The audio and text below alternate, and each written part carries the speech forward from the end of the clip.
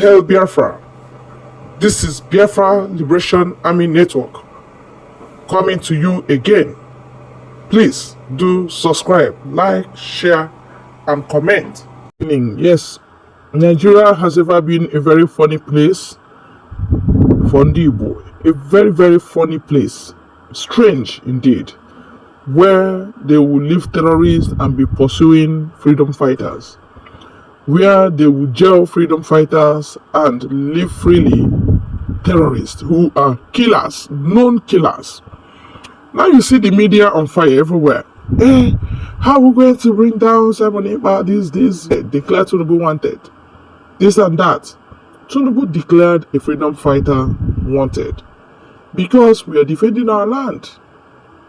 Yes, gone are the days when the military will come, kill, go, and come to media to talk rubbish. This time around, when they go, what they see, they will not be able to say it on the television. Yes, that's how it is. We don't know how suddenly they became broken, but God knows. God knows. No matter the allied forces and the fortification and the armory they go down to southeast with, they still don't have victory. That is one baffling thing in the whole thing we are talking about. So now we want to join you to one media rascality they are doing here, asking questions and giving answers to what is not making sense to people. All right, let's go. So guys, the ESN is being investigated by the current administration. Take a look at this. Richard, the Nigerian Financial Intelligence Unit revealed today how terrorist groups in the country are funded. And according to him, they say, or rather according to the group, the unit, they are saying that there is a network of affiliates of the indigenous people of Biafra across 22 countries. So we're coming back again to IPOP. Now, one would have expected that in this report, we would have heard maybe Boko Haram, would have heard ISWAP having their reign in the northeast and other parts of the country in terms of the kidnapping and banditry ongoing. But rather, the group mentioned here is Eastern Security Network and IPOP, and they're saying that they employ strategies by using certain groups through crowdfunding, betting platforms, and all other financial means that they use to get money to, possibly procure arms and do whatever nefarious activities they want to do. And they're stating that the diaspora affiliate, that is those outside the country who are members of the group IPOP, they have spread over 22 countries across the globe. So they submitted the report today to the law enforcement agencies for further investigation. What's your take on this report? But do you think that the government should have a conversation with the Finland government for any form of extradition, considering the fact that he's making treasonable comments? No, his comments are not, this is like something not worth responding to. It's what's reasonable. It's just like the rantings of anybody can say whatever. But of what effect is it? Of what import is his comment? Nobody will take his comment serious that you want to declare the sitting president of the country wanted. He's moving around freely and he travels around the world, and you are there just to talking balloons. So neither here nor there. Yes. So guys, the Nigeria Financial Intelligence Unit has come up with the report on how ESN is being funded, and the question is, they never included Boko Haram and other terrorist group in this report. So there is a question out there on why the real terrorist groups were being omitted and only the ESN is being investigated. Anyway, a lawyer is here to answer to all that. And also there is a question around whether Simon Ekpa will be repatriated to Nigeria to come answer questions for some of these comments. So guys, this lawyer is here to give answers to those questions. So just take your time, relax, and watch this video for yourself and drop your thoughts in the comment section below. Let me allow you to see the video. News report: Simon Ekpa, a controversial Biafra agitator and separatist, has declared that no fewer than 9 persons are wanted for terrorism allegations operations in the southeast.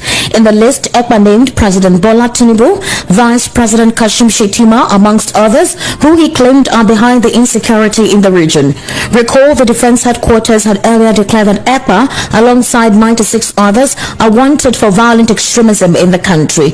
Reacting, ECPA in a press release on his verified handle on Sunday said the inclusion of his name in the terror list released by DHQ is dead on arrival. He therefore promised to release more detailed names of the sponsors of terrorism in Biafra land and their accomplices in earnest. According to Simon Ekpa, he wrote, the Biafran government will not challenge the declaration of the Prime Minister, Simon Ekpa, wanted by the Nigerian headquarters in Nigeria's court. The declaration, according to Ekpa, wanted by the Nigerian army, is dead on arrival. Simon Ekpa linked the Moscow attack in Russia to the federal government as well as ISIS. As in Finland at the moment, he's been declared wanted by the Nigerian government. And in response, Simon Ekpa is declaring that President Bola Ahmed Tinubu is wanted. Not only that, you recall the Moscow attack that transpired in Russia. He's linking the federal government along in collaboration with ISIS. According to him, he's saying that they would not support terrorism in any form and that they're simply against it. But that according to him, he's actually stipulating that President Bola Ahmed Tinubu's government is ISIS's stronghold. What does that mean? What facts does he have? Could this be the reason why the government is declaring him wanted? Because they feel he's creating a huge conflict in the country and serious disparity in the nation. What's your take on that? I would suggest we don't ventilate or give any amplification to this utterances by this character you just referred to. He's simply a rabble-rouser who is enjoying himself abroad in Finland. His comments are not worth commenting on, and even the ridiculous nature of trying to declare the president of the country wanted is simply stupid, and it's not worth commenting on. If he wants to, let him come into Nigeria and say such things like some of us are in Nigeria talking.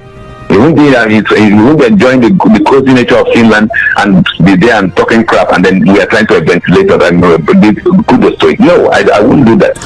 But do you think that the government should have a conversation with the Finland government for any form of extradition, considering the fact that he's making treasonable comments? No, I mean, his comments are not, I mean, this is like something not worth responding to. It's not reasonable. It's just like the rantings of anybody can say whatever. But of what effect is it? Of what import is his comment? And nobody will take his comment serious that you want to declare the sitting president of the country wanted. He's moving around freely and he travels around the world, and you are there just to talking balloons. So neither here nor there. Yes. Barrister Ezra Richard, the Nigerian Financial Intelligence Unit revealed today how terrorist groups in the country are funded. And according to him, they say, or rather according to the group, the unit, they are saying that there is a network of affiliates of the indigenous people of Biafra across 22 countries. So we're coming back again to IPOB. Now, one would have expected that in this report, we would have heard maybe Boko Haram, would have heard ISWAP having their reign in the northeast and other parts of the country in terms of the kidnapping and banditry ongoing, but rather the group mentioned here is Eastern Security Network and IPOB, and they're saying that they employ strategies by using certain groups through crowdfunding, betting platforms, and all other financial means that they use to get money to, possibly procure arms and do whatever nefarious activities they want to do. And they're stating that the diaspora affiliate, that is those outside the country who are members of the group IPOB, they have spread over 22 countries across the globe. So they submitted their report today to the law enforcement agencies for further investigation. What's your take on this report? My take is that the NFIU is just playing politics and even being ethnically influenced. Because the reality is this: the bulk of the terrorism actions, the bulk of the BDCs who transmit money, the arrests made even by foreign authorities in Dubai about Nigerians who are involved in funding terrorism, we know who they fund, and it is certainly not any IPOB. So this statement by NFIU is clearly political and is ethnically biased. So it is, if they have issues, let them bring it up and stop releasing press statements. I mean, it's disgraceful that an authority that has the powers to prosecute, arrest, and do whatever is just sitting down somewhere making ethnically biased comments against a group which most people know is more of a spiritual issue. Okay. Because when they say bringing in weapons and all that stuff, it's crap. It's absolute crap. So let them go and get the people who fund Boko Haram. Let them go and get those who form all these kidnappings, and stop disturbing Nigeria with press statements about non-existent threats which they attribute to IPOB. But the thing is this. So guys, before I allow you continue with this video, I just want to say that this government is also trying to make some of the mistakes that the past administration made. We all saw, you know, how Buhari was just like protecting some of the mistakes of the northerners and, you know, going after other tribes. We saw how many people died in places like Imo State. I mean, young people. In the name of the military, men were looking for the ESN people. At the end of the day, there was a time the mortuary in Imo State was, would I say, overflowed with dead bodies that were unclaimed Nigerians, you know. And I don't know if this mistake will just keep continuing all the time. Now it is IPOB that is being looked into, and not even the bandits who are coming into Nigeria. They will come into a community and take more than 200 persons, and nobody is talking. So I think this is a very big distraction on the part of the government. I just want to say that honestly, it is time for us to start pursuing the real substance and not the shadow. It's not as if I'm trying to cover any group, but let things be done without any tribal or religious sentiment being attached to it. I think that's just my take. So let me allow you continue with this video. One would have expected that there would have been a more comprehensive and in-depth report submitted to the federal government today. We know that there are more than one terrorist groups in the country. Aside from IPOB has been declared as a terrorist group, you have ISWAP and Boko Haram. And recently, actually, in the northeast, they've been ravaging that aspect of the nation, that axis of the country of recent, you know, on a consistent manner. How come they were not able to get any link to that group as to how they're financed, as to how they procure their funds, as to their affiliates even outside the country? I mean, what would you say to that in terms of? Did you hear that? That's a country. Injustices all over. Their major terrorist groups omitted because it's coming from the north, because it's aligned with it has link with Muslim, because they are in power. They don't see the terrorism that is ravaging the north as a problem. What they see as a problem is the self-defense of Biafrans who are defending themselves from the venom of Nigerian army, who shouldn't in any way have come to Southeast because there's actually nothing happening there. On a very good day, in a sane country, where they should be is in the north and will be scarcely in the south, because south is peaceful area in this country. Northern part is radical, terrible.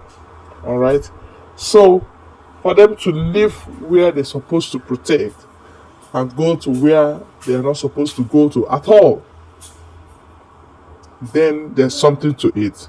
But well, who did first is what should be asked. Tinubu declared Simon Ekpa wanted first. Then the letter declared him wanted. Yes, he shouldn't go to Biafra land. That's what we are talking about. He should not go there. He should not go there. Respect people's opinion that they want you to separate them from Nigeria, and you're forcing yourself for them, killing them and fighting them, declaring war on that side every time. What is this? People should know where and what we are talking about.